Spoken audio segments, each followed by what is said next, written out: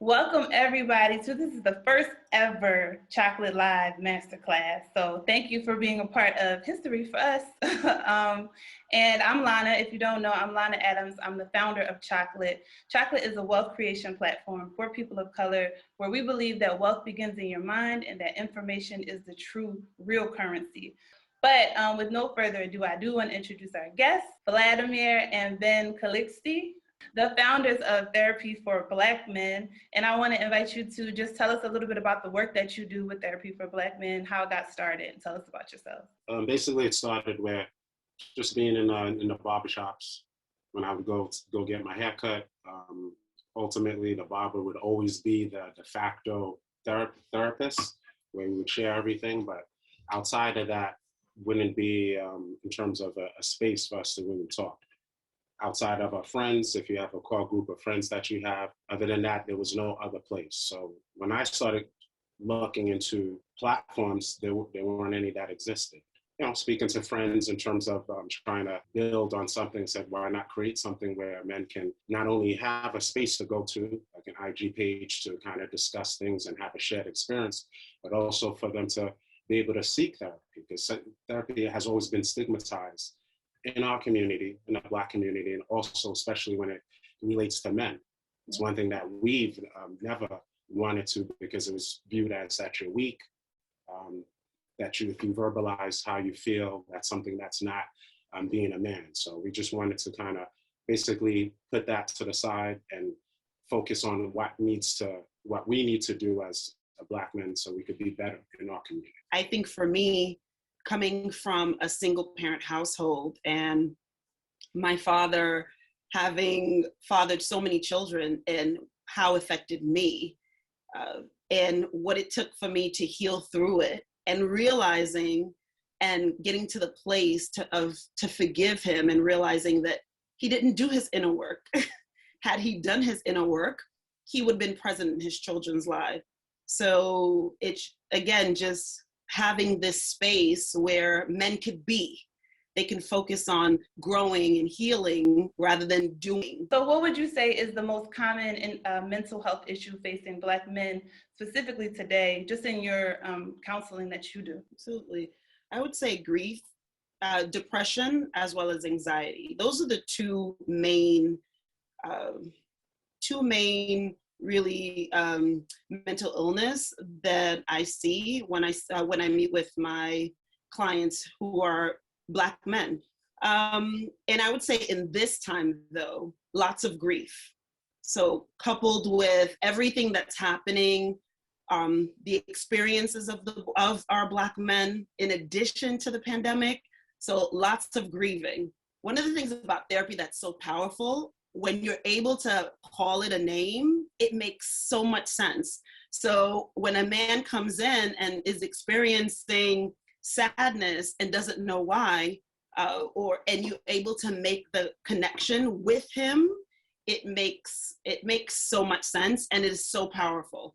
So I would definitely say it's grieving, depression, as well as anxiety. What can you give us as like some practical solutions? And I'm asking that because as much work as we do and as you do to encourage people to go to therapy, we know that not everybody's going to go. So if there's somebody listening and there's something that they can do right now to help them cope with the depression or anxiety or feelings of grief right now, can you offer some practical solutions? I say the first thing is to connect with someone who you trust and feel like they can hear you. Because there's something about being heard that is also powerful. Being able to be heard, where somebody's not trying to tell you what to do, you're just being listened to. There's something about that just says, I'm loved, I'm supported, there's no judgment. I would say that's the first thing. Connect with someone you trust, someone who you feel really supports you, because that goes a long way. It's one that, in terms of putting a name to it, at times when we're grieving, we don't even know that it's grief. And that can manifest in a lot of ways where, as men, we don't express that. It's more or less that, I got it, I'll be okay. And it's Monday through the week, and it's a month. And this is something that has a snowball effect. If you're not able to to speak to someone who is a confidant, or speak to someone who's a clinician who could help you unpack this in a healthy way, this is something that will build up to be something else. And it's really also trying to really recognize that you are grieving, because a lot of times we don't even like to admit that we're hurting. We don't even like to admit that we need help. That's one of the things in terms of, as me being a man, and I'm sure I share that with a lot of other men, that I've done it, you know, throughout. Like, I got it, I'm good, I'm okay, but I'm not okay. And it's okay to express when you're not okay. And Bill, was there a specific moment for you where, like, you had that moment where you were like, okay, I need to talk to somebody, and whether it was a professional that you talked to or someone, like you said, that you trusted? If you don't mind sharing, was there a moment, and like, what led you there, and how did you get through that? Yeah, I was in college, and I was at that time on a pre-med track, but I started to really kind of wrestle if that's what I really wanted to do. Was it for me, or was it for my parents? And being raised in a Haitian household, being Haitian, it's something that was one of those things when I expressed to my parents that I wanted to take, especially my mom, I'll say, I wanted to take a semester off. It was like a problem. My mom was basically like having a heart attack.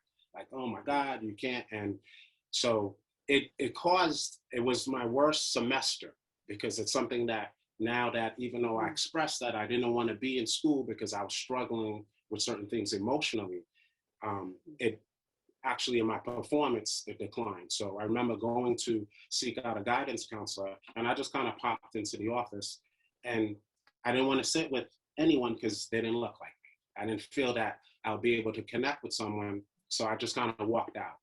So I was still kind of going through what I was going through. And ultimately I popped back in there again, and I saw someone that looked like me. And I got an appointment, and I had maybe about like 7 or 10 sessions where I was able to sit down, and I was able to get a different perspective, that I'm not a bad person because I want to take a semester off. I want to reset. I want to evaluate what I really want to do with my life, because at the end of the day, he said, hey, you have to live with the decisions you make. And that was something that was profound, to have someone to kind of not agree, but validate what I was feeling. And then I was able to move on with that. Thank you for sharing that. You touched on something like that made me think about what Vlad said as well, about finding someone you trust, but then like, what if the people that you trust are also the people who you're in conflict with? So how do you, so Ben, you were courageous enough to like, not only to look for help out externally, but then do it again after you were kind of turned away. So that takes a lot of courage. So I appreciate you sharing that. Do you think that the stigma is actually changing about mental health for our community? I believe so, especially in these times, right? We have a lot of kind of watershed moments that have brought us to where we're at now. With the pandemic, it really just kind of put a glaring focus on what we've been dealing with, because now we're home, we're able to kind of process and understand that, listen, although we're in a pandemic, there's a lot of uncertainty. It's the open-endedness of what's going on. If you have children, if you have family members, your parents who are elderly, we all are being pulled many places and trying to juggle a lot. So my wife always likes to say, we're in the same storm, but we're in different boats. And ultimately we had to come down to where we just don't have the pandemic, we also have the racial grief that we're dealing with. Every time when we turn on the TV, someone's passing away. It's something that's very difficult, because it's not something that we just are hearing.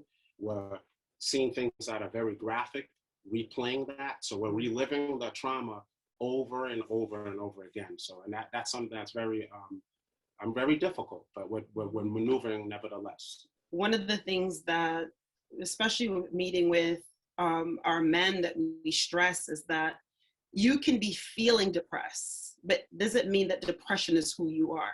So I think the more we separate the being and the doing, the better. Then our men, our people are more encouraged to say, just because I go to therapy doesn't say I'm weak. It's what's happening to me. It's my experience. That's why I'm seeking support. But but I'm not weak because of it. I'm actually quite strong because of it, because it takes so much courage. Just like Benjamin shared, it takes so much courage to say, I need help. It takes so much courage to divulge your inner being to people, to someone who doesn't even know you. So it's, I definitely agree that the stigma is definitely decreasing. And even our men, I think when we started this platform, I remember a conversation that Benjamin and I and our website developer had was, we were concerned that there were going to be more therapists than the men seeking help, our kings. And we were pleasantly surprised that so many of our men were open, they were ready, they were willing, and it was so good. So it just showed you in terms of this, their state of being and where they are in terms of seeking support. Yeah. That's awesome. Yeah, it takes so much courage, and I feel like we've been just lied to. Like most people think that you're weak if you go, and it's like, it's literally the total opposite. It's the total opposite, because it takes so much to, like you said, say, I need help. So. And Lana, I want to stress this too. I don't think we should be attending or going to therapy only when something is wrong. So I'm feeling depressed, I go to therapy. Sometimes it's just for management, just like you go to the doctor just to get a checkup, just to see how you are. A lot of my clients now who come in, we do monthly check-ins just to see how you're doing, actually how you're being, how's everything going, just a checkup. I love that. Yeah, that's why I go to therapy now. I'm not, so you don't wait until you feel like there's a crisis. And then, so if you're constantly checking in, just like you said, it's like working out, or getting a physical for your mind and just hearing your thoughts out loud. Because I've had people say to me like, well, all it is just somebody listening or just repeating back to you and I'm like, I mean, that's one way to look at it. And in some cases that's true, but it's helpful for me to hear someone and know that this person doesn't want anything from me other than my well-being. Because, sometimes our family, they love us, but we all have intentions as with other people. So when you have this outside perspective to say, all I'm focused on is your healing, and I'm here for you. For me, that's been very helpful. So thank you for sharing that. Can I add something, Lana, to it? Yeah, I think also one of the things is that a lot of our men in our community don't really understand what therapy is, in the sense that what's the expectation. Sometimes they ultimately get in terms of someone expressing to them, but that person didn't even go to therapy themselves. Well, it's like from a friend saying, a friend of a friend who said, oh, I had a bad experience, and there's nothing that they really have to go on. So although they're hindered when I do speak to Black men who are seeking therapy, when they do find out what the process is in terms of that, like you just raised, like why should I sit down and talk to somebody who they're just going to listen? That's one aspect, someone who's attentively listening or what have you. But when you are in therapy, you normally will get tools so you can handle the things that you're going through in life in real time, knowing where you get that in terms of getting that information to get a name to what is it that I'm experiencing. So these are tools that carry you through, not just in the session, because you live your life outside of these sessions. When you come back, it's something that your life happens outside, and anything could happen between, whether it's a bi-weekly or weekly session, for where you can move on to where you build that rapport with the person you're with. And that's why it's important to have somebody who's culturally competent, someone that you could really feel comfortable that whether you have a preference for a male who's Black or a female, whatever it is, but you could sit down and feel that this person has some type of relatability to you.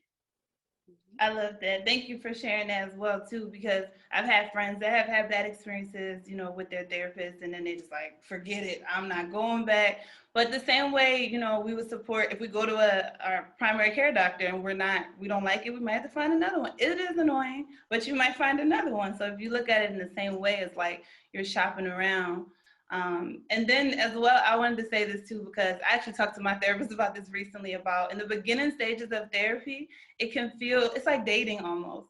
So for me, I would say, like, you don't divulge everything right off the bat. At least I did. And it took some time for me to feel comfortable to be like, okay, I'm safe here. I'm safe here. So, just in case you have one session and you feel like, I don't like the way that went, or I would just encourage you to try again and have a different perspective, or find someone else. There's nothing wrong with that.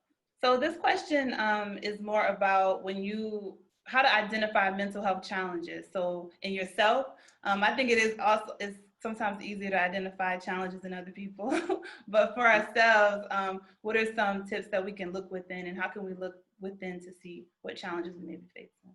I think it's really getting a chance to really know yourself. So what are your likes? What are your dislikes? What are your boundaries? What does that sound like? What things make you feel seen? What things make you feel heard? Really getting to know who you are. So let's say you're a Black man who you realize that you're not feeling like yourself. The activities that you used to enjoy, you no longer enjoy. So it could be that you're going through a depression, but if you can really identify those things by sitting with yourself, being honest. And one of the things I tell my clients all the time is you can be brutally honest with yourself and still offer yourself kindness and grace. So why am I feeling the way I'm feeling? I noticed that some of these activities that I used to love, I don't love them anymore. To just ask yourself the hard questions, always with grace, and then to see how you move through it. Yeah, and to add on, I think it's one of the things we always try to express to our kings is that being a student of self, understanding that how do you show yourself self-compassion? How do you show yourself grace? That self-awareness, understanding that there's certain things in life that trigger me, and I need to kind of sit with myself and have some introspection, self-reflection on why that is. Am I taking this? Am I too sensitive? Am I too emotional? How does this person make me feel when I'm with them? Whether it's a female or if it's one of your male friends, or you're setting up healthy boundaries. And healthy boundaries are basically saying, how can I love myself and have a relationship with this person where we have a sense of respect, and simultaneously. That's and ultimately, once we get to that place, we really are able to really love ourselves. Because at the end of the day, do you love yourself? Do you love yourself in terms of when you are able to look in the mirror? Am I comfortable being in my own skin? And that's where that comes from. In terms of being a student of yourself, is knowing, sitting with yourself, to do what I don't like, what I enjoy, if something is, and being honest. That's that transparency and vulnerability that we should offer ourselves. And at times we don't. We're a little harsh with ourselves because we're in a mindset of comparing ourselves to other people, and that's where it kind of gets a little dicey. So I just. And to add to what Benjamin just said, the person that we have the most active dialogue with ourselves, not with anyone else. So it's important that we're mindful, our kings and our Black women as well, be mindful about the conversation, the inner conversations that you have. And like Benjamin said, is it critical? Is it harsh? Or is it kind? Is it empathetic? Really important. I love that. That just makes me think about, like, we are hard on ourselves. We can be very hard on ourselves. We wouldn't do to our friends some of the things we say and do about ourselves. So I appreciate y'all saying that. So it is Mother's Day weekend. So I wanted to talk a little bit about specifically Black men and their relationships with their parents, mother and father. And to start, let's say, how do those things or trauma from those relationships, how does that show up in their romantic relationships? We'll start with that, romantic relationships. And what are some things they can do to identify something that may need some healing, and then solve, or practical solutions out there. I won't say solve the problem. So this question goes to one of the questions we asked our kings yesterday. We asked all of our kings, what did your mother teach you about love by example? And the majority of our kings said nothing. The majority of our kings said their mother taught them nothing about love and relationships. And that is something that I'm pretty sure all of our kings have brought to the relationships, their present relationships or marriages, even friendships. So I would say the first thing to do is to put a name to what you're feeling. So is it a fear of abandonment? Is it a fear of rejection? Where does it come from? Is it from mom? Is it from dad? What was your upbringing like? Did you feel seen? Did you not feel seen? What was your role growing up? Who were you identified as in the family? Were you the fixer, the rescuer? All those things. And to ask yourself, so how do I show up in my relationships now? And also too, what is the representation and what are other people's experience of me? Because sometimes how we present to our spouse, how we present in our relationships, that's not actually how they experience us. So it's always going back to being the student of self that Benjamin expressed, being the student of self, self-examining, really offering yourself grace, because you can't shame yourself into growth. You can't shame yourself into healing, in a place of compassion to ask, how am I showing up and why am I showing up this way? And most importantly, how does it serve me well? How does it serve me well? Because if it's serving you well, everyone else who's attached to you will be the beneficiaries. But most likely, if it's not serving you well, it's not going to serve anyone else well. It's not. So even in the relationship that Benjamin and I have, even in our 22-year marriage, we're constantly asking ourselves how we're showing up to one another. We're constantly checking in. So the check-ins, constantly checking in with ourselves and also with one another. And always from a place of compassion. That I can't stress enough. And all our kings who are on now, they know from the videos and from our posts that compassion is king. Showing ourselves grace is king. It can't be from a place of shame. Shame can't be the motivator. Always from a place of grace and extending ourselves compassion. Why am I showing up the way I'm showing up, and how does it serve me well? Thank you. And I think in terms of being able to have an example with my parents is that I got to see that communication is really a foundation to a healthy marriage. And just because in terms of where it's, and not what you say, obviously it's how you say it. It's not the intent, it's really the effect that you have on a person when you're saying it. So these are very key things where even if I tell my wife something like, listen, I don't really like that. This is really how I like it kind of going forward. Now, whether the tone, it doesn't have to be necessarily harsh, right? Because you could be soft on the person, but hard on the issue. And this is how you are able to really kind of drive that, because although like people say, oh, tough is supposed to always be happy in a marriage. And I don't subscribe to that in a sense, because you're supposed to challenge your spouse, right? I want the best for her, but sometimes it might be something that's uncomfortable, but I still have to let her know, or vice versa, because ultimately we have the faith that I have the best interest for her that I hope she has, and vice versa. So we're really, in terms of teammates, each of us have a role to fulfill, which I saw with my parents. And in terms of where, obviously me being the head of the household and her being in the support, being in that's something that's been instilled in me in terms of to be able to carry that out. And I think in terms of if there were any types of issues to talk about, obviously, yeah, in a Haitian household, there are a lot of things that I could, have my mom and put her on trial for that I wasn't really, really feeling at the time. But now, from this mindset, understanding that it's a cultural thing, and it's also an age thing, that our parents didn't have these platforms. They didn't understand whether it was a good thing or bad thing in terms of how they were railing us. All they knew is that, hey, it's school, you have to do this and have to do that. So that I always extend them grace when I do look back, because we're fortunate to be able to have the platform to try and educate parents and people with the research now that you can just go online. It's really available at your fingertips. So.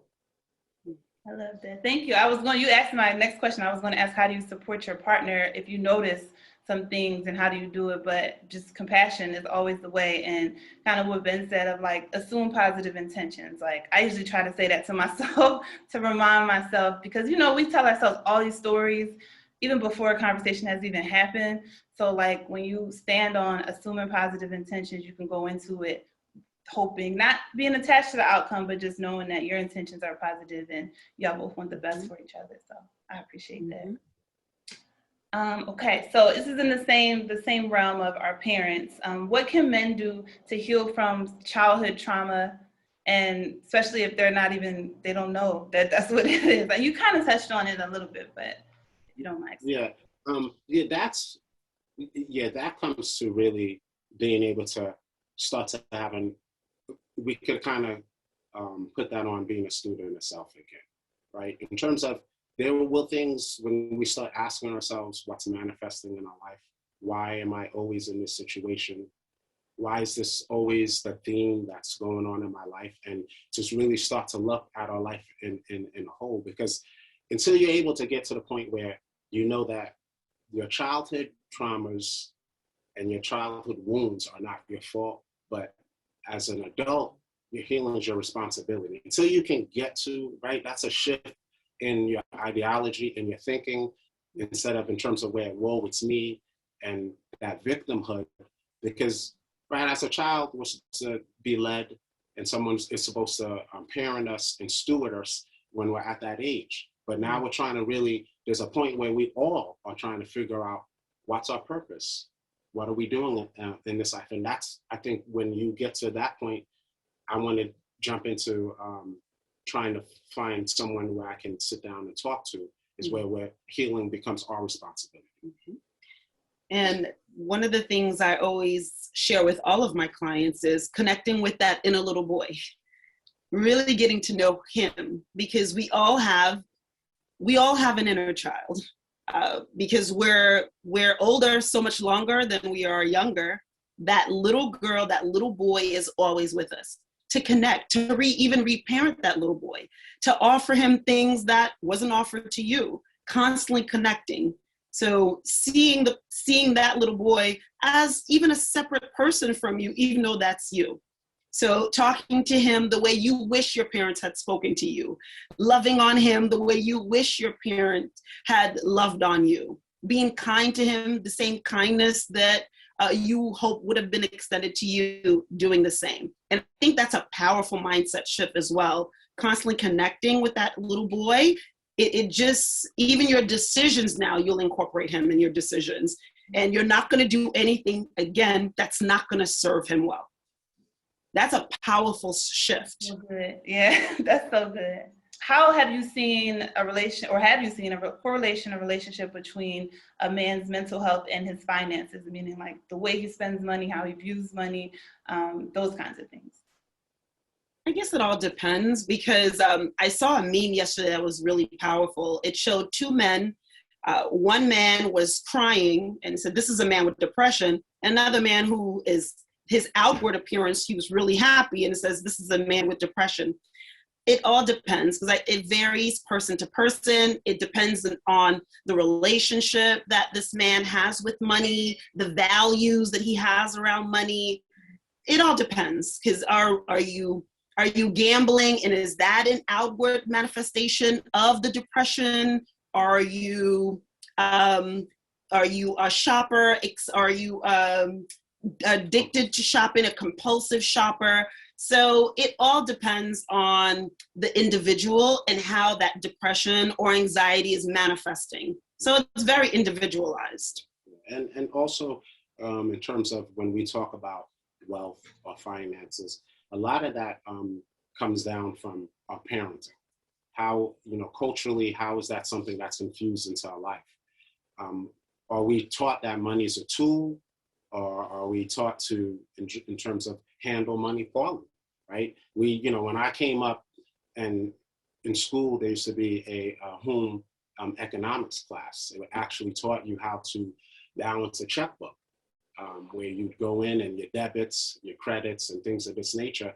You would learn what expenses are versus what you have going out and what you have to pay and all these things. And a lot of times we're just not taught to have that financial literacy. Mm-hmm. It's something that we go to school, and that's something that obviously is something that is fostered. But in terms of us being able to manage our lives, that's something totally separate. Yeah, understand ultimately how these things impact us later on. So I think it's just really understanding that if you want to cultivate that type of household where your kids are financial literate, that's something that has to be done on an individual level to that child. But having a platform like yours allows people to kind of get information, to inform themselves, and to be able to disseminate that through their family to see why that's important. Because it's why this is something that's important to our community, collective. Yes, thank you. I like that, especially what you were saying about how it's just kind of like how things show up. So you could be overspending, but that could just be related to a deeper mental health issue, or or holding on to money, and like, what is that? Why are you doing that? So I appreciate that as well. I really want to ask about the male ego and where ego, I shouldn't just say the male ego in general, how it shows up, and what are some ways to deal with and like identify it and deal with it? Okay. Well, right. The male ego, I think that's something that we start in terms of, if I go back to grammar school and middle school, when we're with our friends and we could be just kind of joking, doing the dozens or what have you. There's certain things that you really start to kind of get to know who you are, in terms of where friends will kind of push that or kind of try to coax you into something. And whether there's girls around, because when it's with us men, when girls are around, it has to be predicated on that a lot of times. But I think, in terms of ego, we just start to understand whether we're competitive, whether we don't want to lose. That's something that we don't want to back down from the fight. It's something that's, I think we all have that line, like I like to call, inside of us. Is the ego, we could ask the question, is it a bad thing or a good thing, right? I think sometimes it could be viewed as a good thing, right? We have super athletes that we really praise them because they have an ego, right? And just, in terms of using an example like MJ and Michael Jordan, who always takes offense to something to get them to that next level, it's a good thing, but we know that it could be a bad thing conversely. And that's where it comes into being a student of yourself to understand why this could really impact me, why I should be able to try to gauge this and not allow this to just get lost up in having this ego where it could turn into rage, turn into, right? That it's like, I don't want to ramble, but say, for instance, you're driving and someone cuts you off, and we kind of call that like road rage. There's something that has to be tied up in the ego, where we just blindly do something that can affect our lives, the rest of our lives, right? Somebody could lose their life, we could lose our lives, and we impact our entire family. So, ego is something that as men, we definitely we wrestle with, for sure. But one of the things I always ask my clients is, who's really in charge of your life? Is it your ego wounded self, or is it your adult loving self? So in terms of what Benjamin's saying, that it can have its good and its bad, just making sure that there's a balance, that your ego is not the one that's just controlling or ruling over your life, making all of your decisions. And that's just what's key, just that balance. Yeah, I like that, because like you said, Ben, like, is it a good thing or is it a bad thing? I do think it can be both, because sometimes your ego can protect you. And I feel like a lot of times that's how we have created our ego as a protection method, but knowing to try to identify times when you realize, wait, do I need to be protected in this moment? Am I safe here? I think I'm safe, you know, and then just having that thought process of like, who's responding, me or my ego? And like, just looking at that, because I do that myself. Even when I'm like offended by something, and I'm like, wait, what was I offended? Or, you know, like when I say I mean like the inner me, the real me, the grounded me, or was my ego offended by that? So I appreciate you saying like, is it good or bad? Like, you decide, I guess. So I appreciate that. I know you guys say a lot on your social media and on your website, strength still needs support. So can you expound on what that really means? Yeah, basically that as men, we've been habituated not to be expressive, not to share our feelings. Ultimately, we've been shamed that if we're crying, you're weak, and you're not a man. I mean, I'm coming up where we were very harsh on, we'd call, you know, sissies and other names like you're gay and things of that nature. So it's something that we would never want to externally show that we needed any assistance. And ultimately, it's also it's okay to cry. It's okay when we are able to kind of just show our emotions. It's not necessarily where people want to, oh man, this dude is crying. What's wrong with him? It's good to at least to be able to have that explosion of feelings, because we all come to a point where there's a limit for us. We all come to a point where we've had enough. And the fact is that we should, if we support each other, I'm like, okay, that's okay for you to be able to, where although you're a man, we still have emotions. We still have feelings that we want to be validated, and when they're not, it could be upsetting. And we all have our moments in our days, and that's okay. Following that, like Ben, for you, what are some tools we can offer people? Maybe some things that are helpful to you when you may feel overwhelmed, or you need a break as a husband, as a person, as a father. What are some things that you do? Yeah. For instance, I mean, this during the pandemic, it's been stressful in the sense that you're not, in terms of I do enjoy being home, but in a sense it was, you know, everyone's home.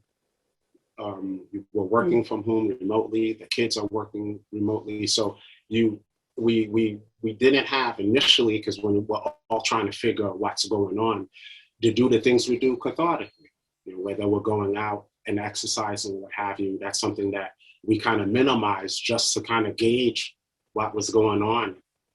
And when you don't have those outlets and the things you enjoy, like I enjoy exercising, you know, I enjoy reading.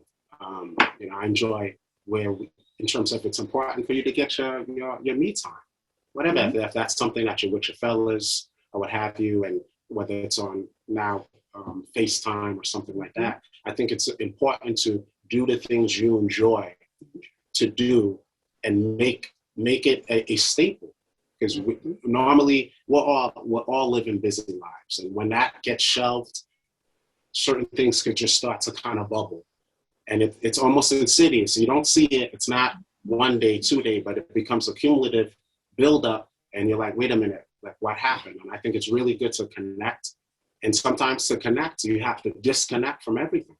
Sometimes it takes putting that phone down. Sometimes it takes for you to just be able to reflect and sit down, right? Because you want to just, you know, real quick, is that we all have cell phones. The majority of us do. And at times, you know, when people call and maybe I don't pick up, sometimes the message is like, oh, you don't pick up your phone. But my thing, I always say, listen, that phone is for my convenience. It's not that I'm just deliberately not answering, but sometimes you need your time. You go from something else, and I'll just, if it's not an emergency, we could screen, I'll get back to you to really talk. And it's not, you have to be selfish sometimes. And people think it's, oh, no, it's more or less you recognizing that I need this for me right now. And that's okay. Yes, I love that. Go ahead. It just made me think about when Benjamin said be selfish. You know, there's a difference between being available and being accessible. Just because you're available doesn't mean people have to have access to you. That's what it made me think about.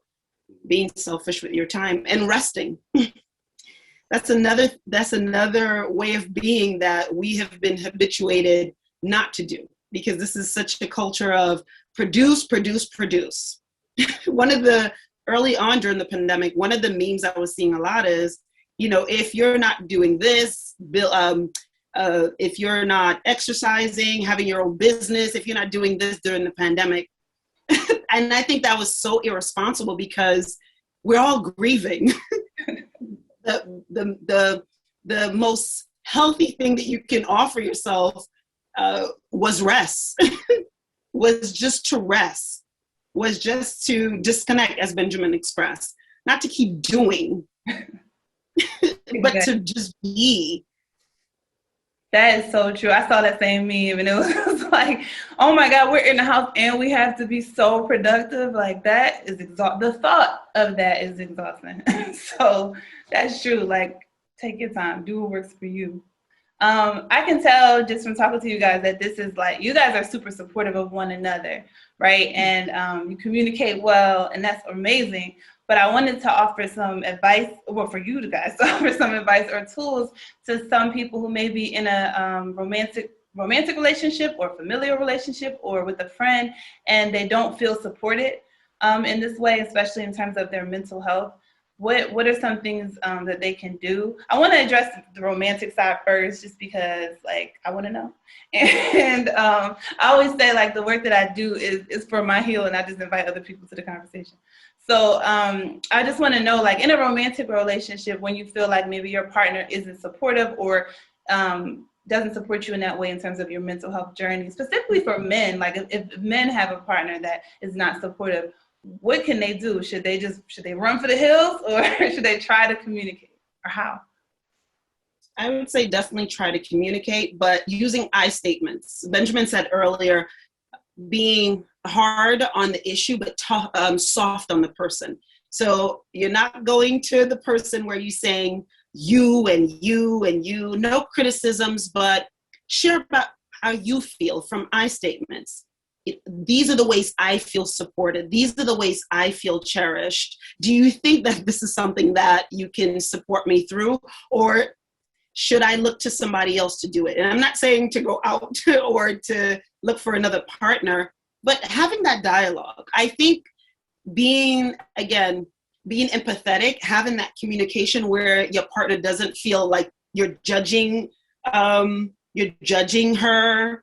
judging him, being honest and saying, this is what I need. And is that something you can provide? Do you even have the emotional capacity? I think having that dialogue, it opens it up for even more vulnerability, transparency, just to talk through things. Now, if the person says that's not what they can do for you, then that's something else that if you know yourself and what you need, whether or not if that's a relationship that will serve you well. But I would definitely say always start with talking it through from I statements, not no you statements. Yeah, and I think just to add on, it really is down to when you are with your partner, your girl, your man, your husband, wife, or what have you, is that do they have my best interests at heart? Because ultimately, when you kind of grounded in that, even if you're having an uncomfortable conversation, it's something that will cause you to kind of take a step back to where it can be emotional, but it could be, wait a minute, they're not just saying this to make me feel bad. They're not just saying this so they could make me feel the way I'm feeling. It's something that as a partner, you get to spend a considerable amount of time with one another.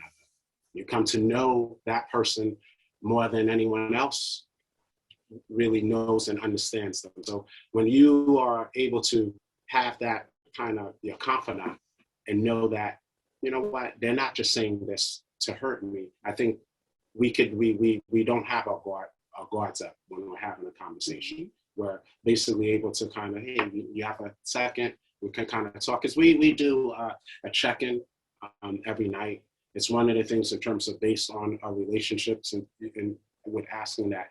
We'll never go to sleep if there's an issue that's residing over right? You know, sometimes you just don't have time during the day because you're doing stuff, but it's not where if I'm coming to her, I'm trying to take her head off as well either, right? It's on some, hey, this is what transpired, this is how I'm feeling. And I think another element is that my wife always discusses, you know, love languages. You know, do you understand how you want to be loved? And if you have an understanding on how you want to be loved, are you expressing that to your significant other? Because if the person doesn't know and is unaware, then how would they be able to perform that for you? How would they be able to do that? So it's that constant check-in, constant talking, hey, just can we sit down? And because student herself, that person being a student themselves, are they, when you talk about, I think, I'm forgetting something you're talking about, is their heart your, I always say that I think what makes our relationship, Benjamin and I, that we just work together so well. It's not only because we love each other, but I feel like my heart is his home and his heart is my home.